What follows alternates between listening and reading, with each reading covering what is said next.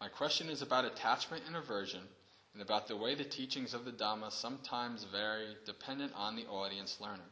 I've read that attachment and aversion are two separate forces, sources of suffering. They are. They're two aspects of craving. Craving is wanting something to be the way you like it. So when something's pleasurable, we want more of it. When something's not pleasurable, we don't want any more of it. We want the world to meet our expectations, and so we suffer. So thus, they are two forces connected into craving. I also read that aversion is just a result of attachment, greed.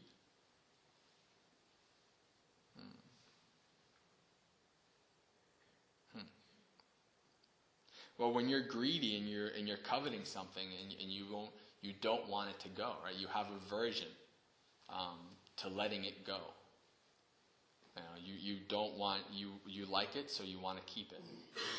And whether you like it or not, eventually it's going to go. And so if you have attachment to that and you're not able to let it go, you have aversion.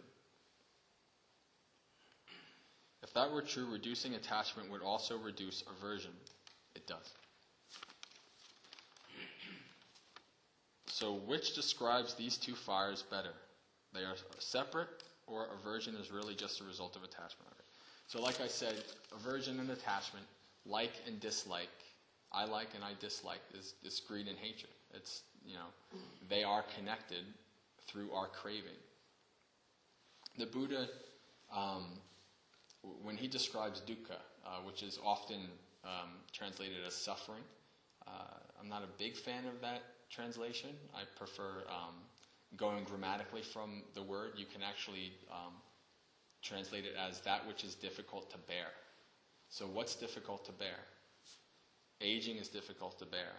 Sickness is difficult to bear. Death is difficult to bear. Being separated from what is pleasing to us, people, places, experiences, is difficult to bear. Union with what is displeasing. An example I always give is there's somebody at work who you find really, really annoying, and then you just found out you're sharing a pod together. That's union with what is displeasing. Things that you don't like, you have to experience. And not getting what you want is also dukkha. That's also difficult to bear. So, I just lost my train of thought as I was... So, okay. Yes. So, there's a great quote that really kind of changed my view about things. It really opened me up. And the quote goes like this: suffering is asking from the world what it can't give you.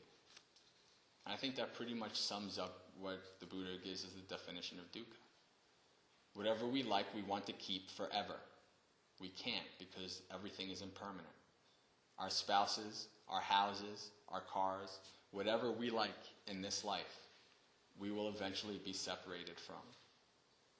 Whether it's now or whether it's 50 years from now. Or whether we somehow invent that we can live for 5,000 years, then it's 5,000 years from now.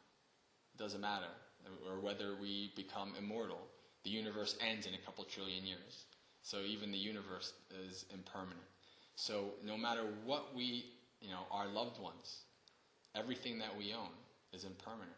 Everything that we like is impermanent.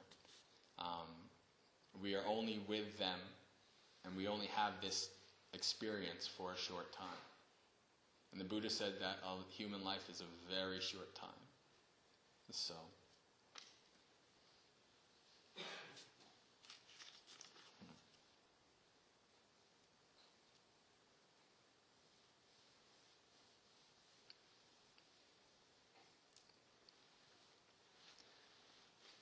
I think that's all I wanted to say about that.